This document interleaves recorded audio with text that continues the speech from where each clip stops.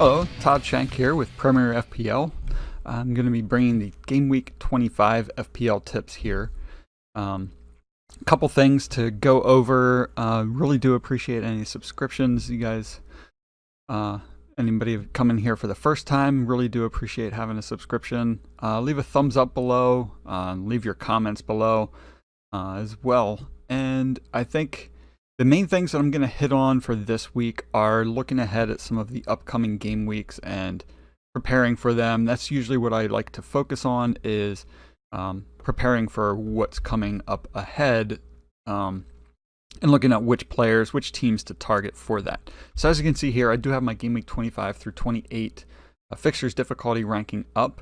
I decided to throw in some of the numbers here, since there are several numbers in here that kind of show where teams are in terms of their difficulty and how you kind of want to look at it and weight it for yourself. I would say one of the big things that I'm about is, taking the information that you get from me or from anybody else and adding it to the information that you gather and making your own decisions for things in terms of what players you bring in. And I think that makes it more fun, especially if you decide that, you take a look at something I suggest, you take a look at something, Fantasy Football Scout or Who Got the Assist, something they might suggest, and kind of combine that, and you go with something maybe completely different from all of that, but based on information you're gathering, you make your own decision, and it really works out. I think that's where fantasy really gets to be a lot of fun. So I think that's just kind of where I want to start it here. All right, as you can see, the big thing, the big talk for this whole week has been the Game Week 25 double game week for Everton and Man City. The big one being, of course, Man City. Everybody targeting them for this game week. Before we get to that midweek match, I think it's going to take place on Wednesday, midweek. There is, Game Week 25 this weekend, Saturday and Sunday. And as you can see here, Everton, they don't have a bad set of fixtures coming up here compared to City that do have Arsenal at home. Following the Game Week 25 double week, they do have Chelsea at home as well. Actually, if we pull this up here, can kind of get a better idea of when those matches are taking place. Sorry, let's go back here. So as you can see, the Everton-Man City match is Wednesday. So prepare for that, and that is quickly followed up. They do have then a Sunday match. So it's basically, they should be used to it. They're a team that's in the Champions League. Shouldn't be too much of an issue. But it is good to remember that, they are placing Arsenal and Chelsea between that Everton match. Now, then the other one is looking ahead to Game Week 27. You have the double blanks here. Brighton, Everton, Man City, and Chelsea have those blanks in there. That does drop their score a bit, since they basically get zeros in here. They don't have those matches. So you can kind of look at that, weight it however you want to. Chelsea, it might be a good idea to hang on to Chelsea players for the Huddersfield match, but then maybe look at dropping them. They do have City away, Tottenham at home. Both are going to be pretty tough for them. So yeah, just some things to consider there. Some of the teams that I would say to look at targeting, Cardiff isn't a bad one to target in terms of finding some of those lower end players. If we pull them up here, come over here to Cardiff. Etheridge, I think, is a really great value pick for a goalkeeper. If I was doing a wild card now, he would definitely be one that I'll bring in. Actually, I think the two goalkeepers I would bring in for a wild card right now would be Etheridge and Ederson. Ederson is going to play in that double game week, and somebody that you can then sit on the bench for, Game Week 27 here, where they do have Watford at home, and that one could go any direction the way both of those teams are playing recently. The other one is Camarasa here in midfield.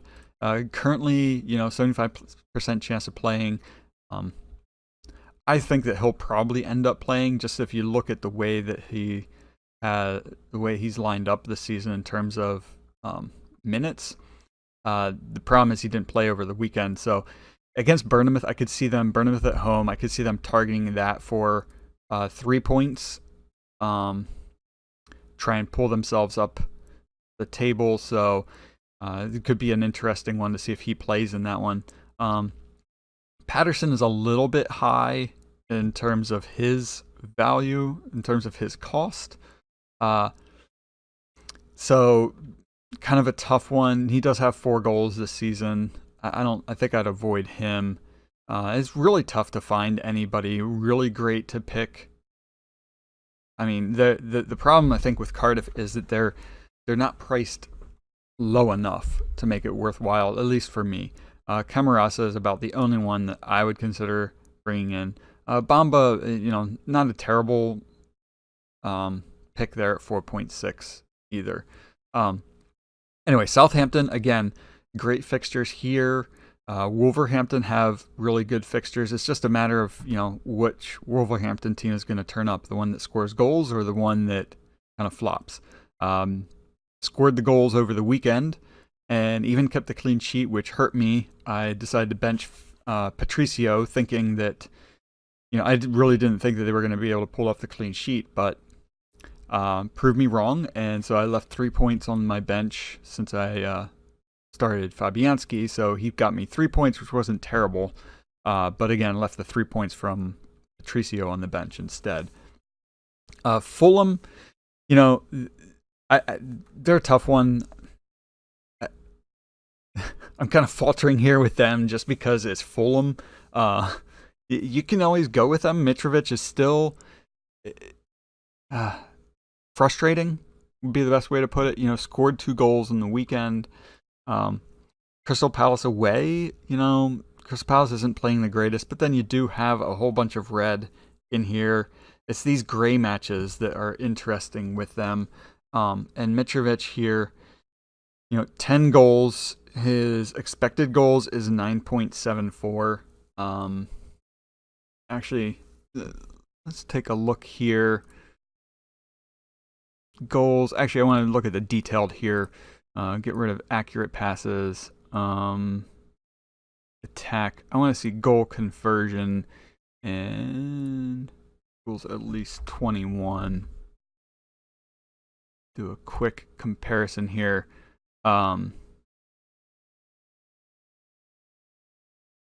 So you can kind of look through this a little bit. Goals scored. Drop it down to 19. That should get us a few more hits in there. Oh, I think it still wants me to use the rating, which I'm a fan of.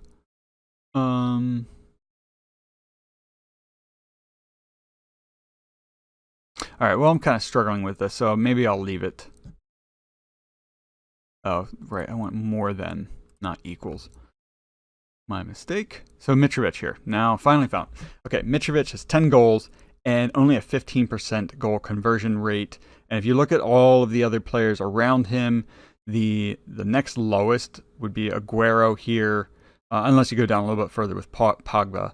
The thing with Pogba, though, is you're getting midfield points from him with his assists, any clean sheets, anything like that you're going to get from him. So, 15% goal conversion rate for a forward isn't that great. But at the same time, if he's scoring goals, what difference does it make if he has a low goal conversion rate? The only thing you're really interested in fantasy-wise is getting those goals. Now, the reason I bring up the conversion rate is if he's shooting a lot and not scoring, then he's not scoring the goals anyway. 6 of one, half a dozen of the other. I would say look at it however you want to. If you feel confident that he's going to get goals, throw him in there. Trying to think if there's anybody else here really to compare him to. Jimenez would be the one to compare him to, and he also has a very low goal conversion rate. I would say actually the best one to compare to would be Callum Wilson. Now the issue, Callum Wilson, Glenn Murray too. Glenn Murray is 36% goal conversion rate and 10 goals. Glenn Murray actually might be a really good one to look at bringing in now that I'm looking at him a little more closely. And Brighton do have some great fixtures coming up. So Mitrovic here is at 6.5. So if we go here to Murray, 6.3, not too bad. Both have scored 10 goals this season. Murray has some good fixtures coming up. Watford at home, Burnley at home, Leicester away. Not a bad time to bring him in, actually. A whole string of green in here after Leicester, even before you get to Spurs. So interesting one to look at there. The other one is Wilson, who last I saw was out. Yeah, expected back the 23rd. So issue there is that he's not going to be playing. And at 6.5, that's a pretty good, like for like, as far as, Callum Wilson, Mitrovic, these three here. Glenn Murray, looking at him now, it's actually a pretty good one to consider. I don't know that I would really, the only one I would really want to move out there would be, Jimenez. I could actually consider moving out Camara. I do have the funds for it. So thinking about it, my plan last week was to bring in Sane, got him in. Really thought they would do better against Newcastle, ended up just giving me those 2 points. But the main reason I did bring him in was for this double game week coming up. So I at least do have him for that and kind of set in that regard. I might actually hang on to Richarlison. The thing that I was considering doing, I can't really do. I'm losing it here a little bit.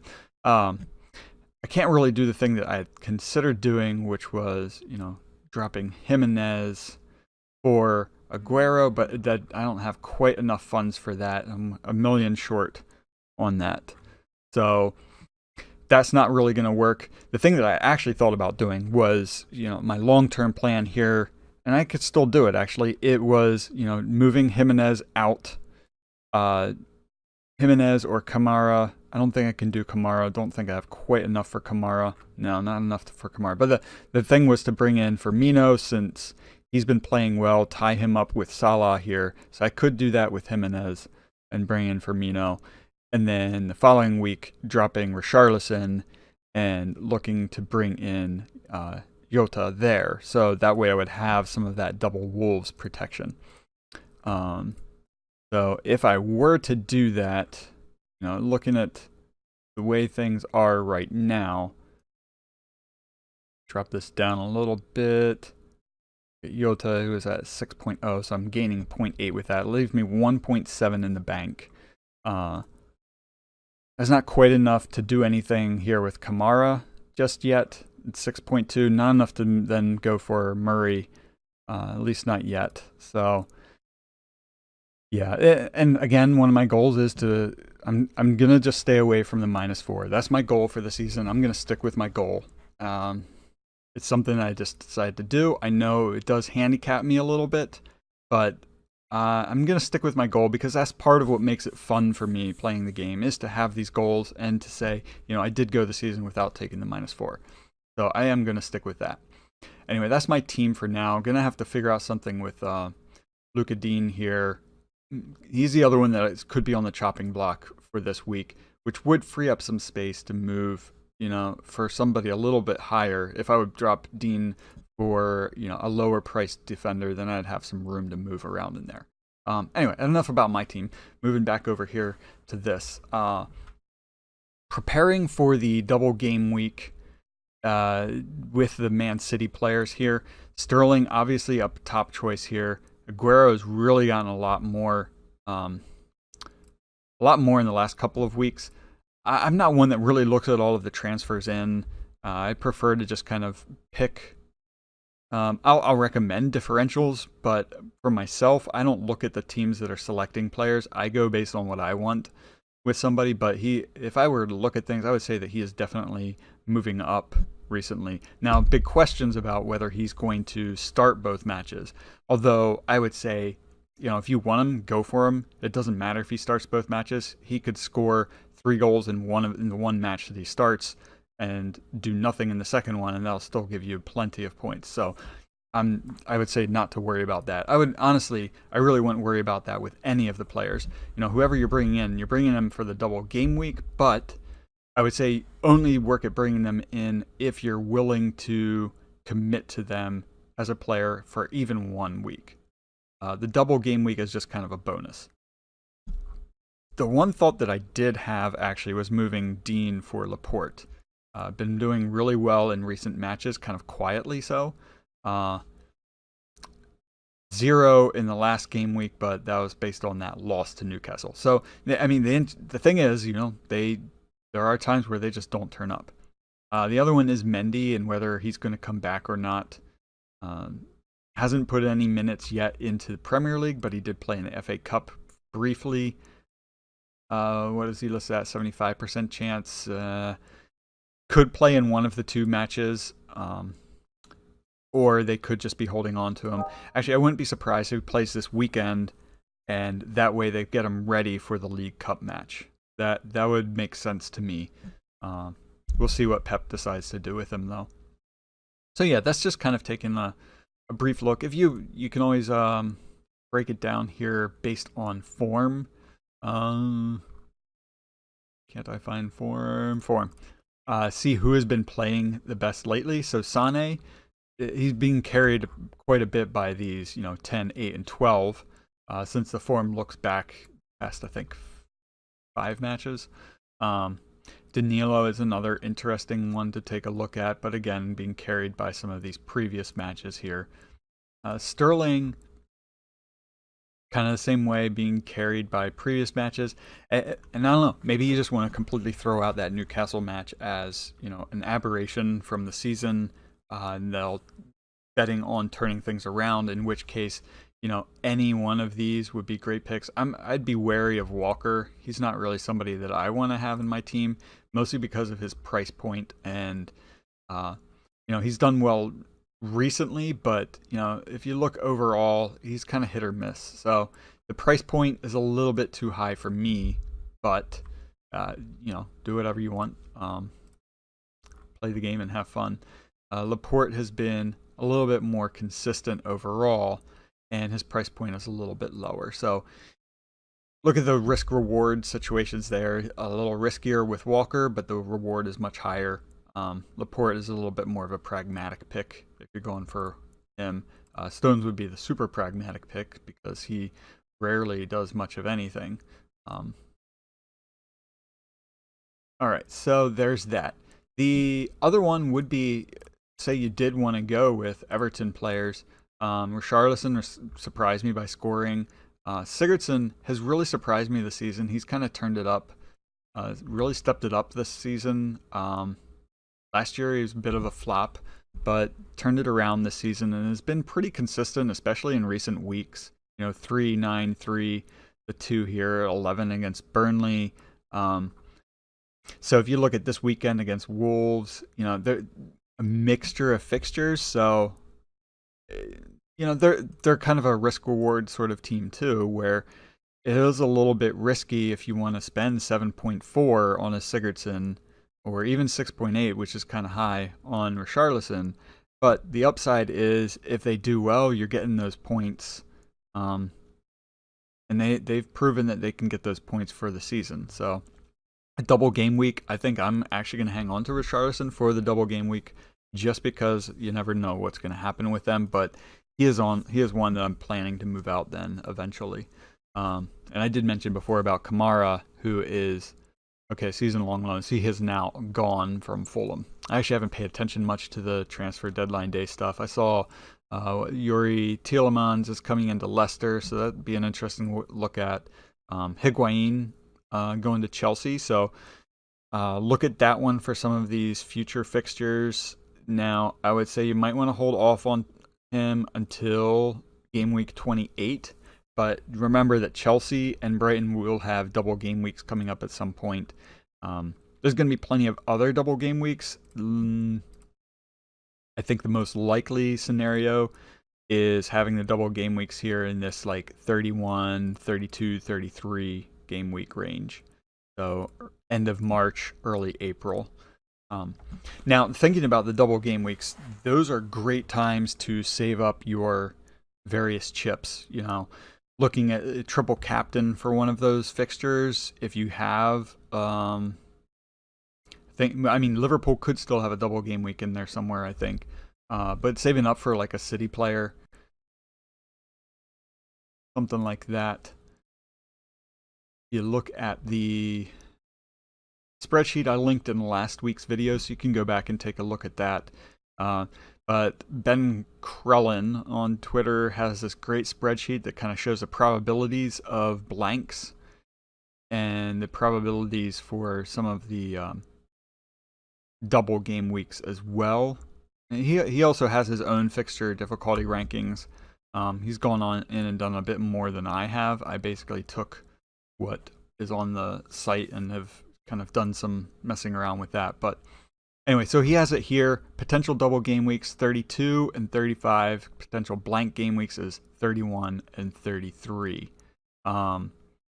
So pay attention to that.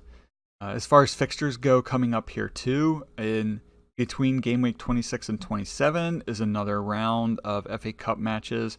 So there's going to be a lot of teams that will have matches in there. Pay attention to that and just, get yourself prepared, look ahead during that time. I think that those are kind of some of the highlights. A lot of the other picks out there are, I don't know that there's a whole lot of extra. I think the big one was the Glenn Murray pick here. We could look at all players based on their form. Kurt Zuma is up here at the top as far as form. James Ward-Prowse, he's an interesting one for Southampton. A good differential at only 1% owned and a £5 million player that, great last 3 game weeks here. Scored a goal in each match. Southampton do have Burnley, Cardiff, Arsenal, Fulham. So teams that, Burnley recently has... they're a little bit hit or miss. There's some matches where they're giving up goals and others where they're not.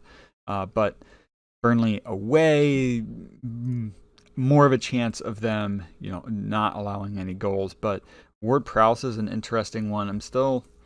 I know Redmond isn't up here, but I still like Redmond just because of his underlying statistics and what he's done for me in the past. So, but again, that could just be me looking at past instead of thinking about what he's doing right now. Diogo Jota, great recent fixtures. I like Rashford and Pogba. I have them both in my team. The interesting one here is Lindelof, who has done quite well in recent matches.